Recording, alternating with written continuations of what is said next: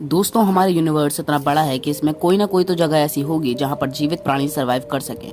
और ऐसा ही प्लेनेट हमारे साइंटिस्ट कई सालों से ढूंढ रहे हैं।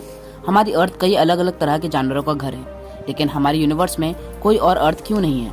हमारे यूनिवर्स में हमें कई ऐसे प्लैनेट्स मिले जिनमें अर्थ की तरह ही समंदर और ऑक्सीजन भी है, लेकिन ये प्लैनेट्स अर्थ से इतनी दूर हैं कि इनके जीवन के होने की पुष्टि नहीं हुई है।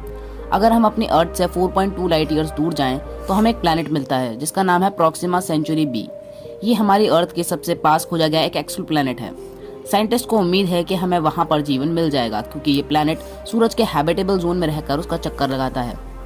आज की इस वीडियो में हम लोग इसी प्लैनेट पर की गई रिसर्चों को ध्यान में रखकर इस प्लैनेट के हालातों को जानेंगे। तो हेलो दोस्तों, मैं हूं अल्फैज और आप देख रहे हैं स्कॉलर फैक्ट। दोस्तों, हमारे सोलर सिस्टम से करीब 4.2 लाइट ईयर्स दूर प्रॉक्सिमा सेंचुरी बी स्थित है। मतलब अगर हम लाइट की स्पीड से चलना शुरू करें तो वहाँ 4 साल में पहुँच पाएंगे, और हमारी मौजूदा टेक्नोलॉजी से वहाँ पहुँचना नामुमकिन है। और लाइट की स्पीड से ट्रैवल करने वाला रॉकेट बनाने के लिए हमें कई 100 साल और लग जाएंगे। साल 2016 में जब वैज्ञानिकों ने प्रॉक्सिमा सेंचुरी के गोल्डीलॉक्स जोन में परिक्रमा करते हुए एक ग्रह की खोज की थी जिसका एनवायरनमेंट पृथ्वी से काफी मेल खाता था। इसके अलावा यहाँ पर ओशंस के होने की भी बात की गई थी, और यही ग्रह प्रॉक्सिमा सेंचुरी बी है। ये ग्रह पृथ्वी से इतना दूर है कि अगर हम इंसान द्वारा बनाया गया सबसे तेज पार्कर सोलर प्रोब, जिसकी स्पीड 70,000 किलोमीटर पर आवर है, जिसने रिसेंटली सूरज को भी छूकर दिखाया था, और इसके ऊपर एक डिटेल्ड वीडियो हमारे चैनल के ऊपर भी अवेलेबल है। अगर वो अपनी फुल स्पीड से प्रॉक्सिमा सेंचुरी बी की तरफ बढ़े तो उसे वहां पहुंचने में 75,000 साल लग जाएंगे। वैज्ञानिकों की माने तो इसका मास पृथ्वी के 20% ज्यादा है। वैज्ञानिकों ने यह भी कहा है कि प्रॉक्सिमा सेंचुरी बी अपने तारे से टाइडली लॉक्ड होकर चक्कर लगा रहा है। मतलब ये एक ऐसी स्थिति में है जिसमें प्लैनेट का एक हिस्सा हमेशा रोशनी में होगा और दूसरा अंधकार में। मतलब एक हिस्से में बहुत ज्यादा गर्मी होती है और दूसरे हिस्से में बहुत ज्यादा ठंड। कुछ ऐसी ही स्थिति हमारे चंद्रमा की भी है, क्योंकि ये भी हमारी अर्थ से टाइटली लॉक्ड है। प्रॉक्सिमा सेंचुरी बी अपने तारे से इतना करीब रिवॉल्व करता है कि यहाँ की एक साल पृथ्वी के 11 दिनों के बराबर होती है। भले ही प्रॉक्सिमा सेंचुरी बी अपने तारे से इतना करीब हो, लेकिन इसका तापमान नॉर्मल ही रहता है, क्योंकि ये एक रेड ड्वार्फ स्टार है जिनका तापमान आमतौर पर कम ही होता है, पर इनका गुरुत्वाकर्षण यानी ग्रेविटी बहुत ज्यादा होती है। किसी प्रॉक्सिमा सेंचुरी बी जैसे रेड ड्वार्फ स्टार का तापमान लगभग 2200 से 3200 डिग्री सेल्सियस तक होता है, और इसी वजह से साइंटिस्ट ने यह अनुमान लगाया है कि इसके आसपास के प्लैनेट्स पर पानी लिक्विड स्टेट में मौजूद हो सकता है। वैज्ञानिक अपनी रिसर्च में प्रूव कर चुके हैं कि प्रॉक्सिमा सेंचुरी बी के पास ऑक्सीजन भी मौजूद है। इसके बाद बहुत से लोगों का मानना है कि वहाँ भी एलियंस मौजूद हो सकते हैं, लेकिन जैसे मैंने पहले आपको बताया कि प्रॉक्सिमा सेंचुरी बी अपने तारे से टाइडली लॉक्ड है। इसका मतलब वहाँ पर जीवन सिर्फ टर्मिनल जोन में ही मौजूद हो सकता है। टर्मिनल जोन वो जगह होती है जहाँ दिन और रात आकर मिलते हैं।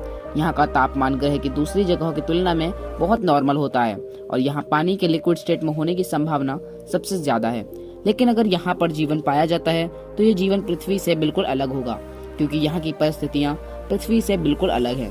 प्रॉक्सिमा सेंचुरी बी के अपने तारे के इतना करीब होने की वजह से कभी कभी तारे से निकलने वाली रेडिएशन और भूकंप वहाँ पहुँच जाते हैं। इसके अलावा प्रॉक्सिमा सेंचुरी बी के पास अपनी एक मैग्नेटिक फील्ड भी है, जो पृथ्वी जितनी ताकतवर तो नहीं है, लेकिन इस पर पड़ने वाली रेडियो एक्टिव पार्टिकल्स को काफी हद तक रोक सकती है। लेकिन फिर भी रेडियो एक्टिव पार्टिकल्स इस प्लैनेट की सतह तक पहुंच जाते हैं, जिसकी वजह से यहाँ पर जीवन काफी मुश्किल हो सकता है। मतलब जो जीवन यहाँ पर मौजूद होगा उनके पास जरूर इन रेडियो एक्टिव पार्टिकल्स से बचने की कोई ना कोई उपाय होगा। ये रेडियो एक्टिव पार्टिकल्स इतने खतरनाक हो सकते हैं कि इनके बीच इंसान कैंसर जैसी खतरनाक बीमारी का शिकार हो सकता है। इसके अलावा प्रॉक्सिमा सेंचुरी बी की एक मिस्ट्री ये भी है कि 2020 में साइंटिस्ट ने प्रॉक्सिमा सेंचुरी बी से आते हुए कुछ रेडियो सिग्नल्स को रिसीव किया था। ये रेडियो सिग्नल्स इतने ज्यादा खास थे कि ऐसे रेडियो सिग्नल्स सिर्फ इंसानी टेक्नोलॉजी से ही बनाए जा सकते हैं। अब या तो ये सिग्नल्स किसी एलियन सिविलाइजेशन से आए थे, या फिर इन सिग्नल्स को समझने में इंसानों ने भूल कर दी। इन 3 सालों में भी साइंटिस्ट किसी नतीजे तक नहीं पहुँचे, लेकिन कुछ साइंटिस्ट का ऐसा मानना है कि ये सिग्नल्स पृथ्वी के ऑर्बिट में घूम रही स्टारलिंक सैटेलाइट द्वारा बनते हैं। सिग्नल चाहे कहीं से भी आए हों, लेकिन ये बात अब भी सही है कि प्रॉक्सिमा सेंचुरी बी पर जीवन संभव है, और हो भी सकता है कि वहाँ पर एक पूरी सिविलाइजेशन हो। लेकिन शायद अभी वो इंसानों जितनी टेक्नोलॉजी ना हासिल कर पाए हों, इसलिए शायद वो हमसे कांटेक्ट नहीं कर पा रहे हैं। लेकिन अगर हमें उनके पास पहुँचना है तो हमें टाइप 2 सिविलाइजेशन बनने का इंतजार करना होगा, तभी हम इतने बड़े डिस्टेंस को ट्रैवल कर पाएंगे। वैसे आपको क्या लगता है कि क्या इंसान कभी दूसरे प्लैनेट्स पर घर बसाने में सफल हो पाएंगे या नहीं?